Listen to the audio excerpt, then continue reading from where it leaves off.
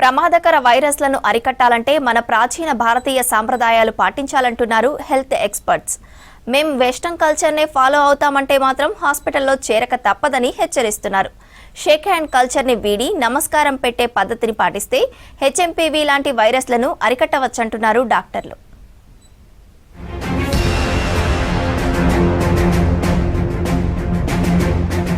చైనాలో కలకలం సృష్టిస్తున్న HMPV virus మన దగ్గర వ్యాపించకుండా తగిన జాగ్రత్తలు తీసుకోవాలని సూచిస్తున్నారు డాక్టర్లు. కరోనా వైరస్ మాదిరి ప్రభావం చూపెట్టకపోయినా నిర్లక్ష్యం చేస్తే మాత్రం పెద్ద ప్రమాదం పొంచి ఉందంటున్నారు. జీవించే విధానం, చేసే పనుల మీదే వైరస్ వ్యాప్తి ఆధారపడి ఉంటుందని చెప్తున్నారు నిపుణులు. భారతీయ సంస్కృతితో హెచ్ఎంపీవీ లాంటి వైరస్ల వ్యాప్తిని అరికొట్టొచ్చని చెప్తున్నారు డాక్టర్లు.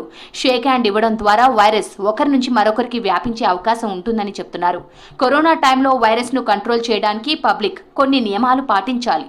పబ్లిక్ ప్లేస్లలోకి వెళ్తే మాస్క్ పెట్టుకోవడం, సోషల్ డిస్టెన్స్ పాటించడం లాంటి జాగ్రత్తలు తీసుకున్నారన్నారు డాక్టర్లు. ఈ వైరస్ నుంచి మనం చూసుకుంటే కోవిడ్ టైంలో, ఈ వ్యాక్సిన్స్ అండ్ లాక్డౌన్ టైంలో ఏదైతే కోవిడ్ ఉన్న పెద్ద వైరస్ని మనం కంట్రోల్ చేయడానికి లాక్డౌన్ పెట్టుకున్నాం. దాంట్లో జనాలు అందరూ కూడా చాలా జాగ్రత్తగా కొన్ని ప్రాక్టీసెస్ని చేశారు. ఎలా అంటే ప్రతిదాన్ని కూడా శుభ్రంగా స్నానాలు చేయడం, పొద్దున సాయంత్రం ఏది తీసుకొచ్చినా శుభ్రంగా కడుక్కొని వాడుకోవడం. లేదు అంటే మనిషికి ఇంత దూరం అని పెట్టేసి ఏది గుంపులుగా ఉండకుండా, లేదు ఎలాంటి పబ్లిక్ ప్లేస్ లోకి వెళ్ళిపోతే ఎవరికి వాళ్ళే జాగ్రత్తగా మనం మాస్క్ పెట్టుకునేవాళ్ళం. ఎప్పటికప్పుడు హ్యాండ్ శానిటైజర్స్లో చేతులు వాష్ చేసుకుంటూ ఉండేవాళ్ళం.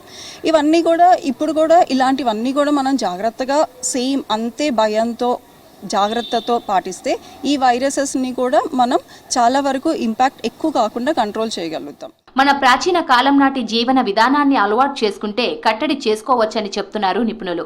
బయట నుంచి ఇంటికి వచ్చినప్పుడు కాళ్ళు చేతులు శుభ్రం చేసుకోవాలంటున్నారు. దీంతో సూక్ష్మ క్రిములు, వైరస్ లాంటివి ఇంట్లోకి వచ్చే అవకాశం ఉండదన్నారు.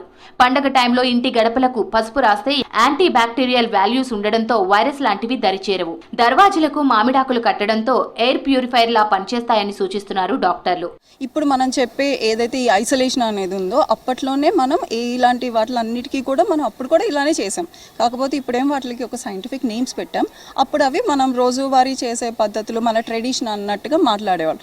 సో మన ఏన్షియన్ డేస్లో పొద్దున్నే సూర్య నమస్కారాలు పెట్టేవాళ్ళు, లేదు అంటే పిల్లలు స్కూల్స్కి వెళ్ళినప్పుడు అసెంబ్లీ లాగా పెట్టేవాళ్ళు. దాన్ని బట్టి వాళ్ళకి మంచిగా వైటమిన్ డి ఉంటుంది, సన్కి ఎక్స్పోజ్ అవుతారు. దాన్ని బట్టి మన స్కిన్ మీద ఏమన్నా ఇన్ఫెక్షన్స్ ఉన్నా కూడా చాలా వరకు కంట్రోల్ అయ్యేవి. మంచిగా పొద్దున సాయంత్రం స్నానం చేసేవాళ్ళు. ఈ నలు కానీ లేకపోతే పసుపు పెట్టి రాసుకోవడం అని చెప్పేసి కాళ్ళకి పసుపు రాసుకొని గడపలకి పెట్టుకొని, ఇవన్నీ సైంటిఫిక్గా వాళ్ళు ఈరోజు రీసెర్చ్ చెయ్యకపోయినా వాటిల్లో ఉపయోగాలని బట్టి వాళ్ళు అప్పుడే వాళ్ళని కూడా చేశారు. నమస్కారం అనే సాంప్రదాయాన్ని తిరిగి ఆచరించాలంటున్నారు. గతంలో జబ్బులు వచ్చిన వాళ్లను ప్రత్యేక గదుల్లో ఉంచేవారు. దీంతో ఒకరి నుంచి మరొకరికి జబ్బు వ్యాపించేది కాదు. ఇప్పుడు మనం వాటిని ఐసోలేషన్ వార్డుల పేరుతో పిలుస్తున్నామని తెలిపారు డాక్టర్లు.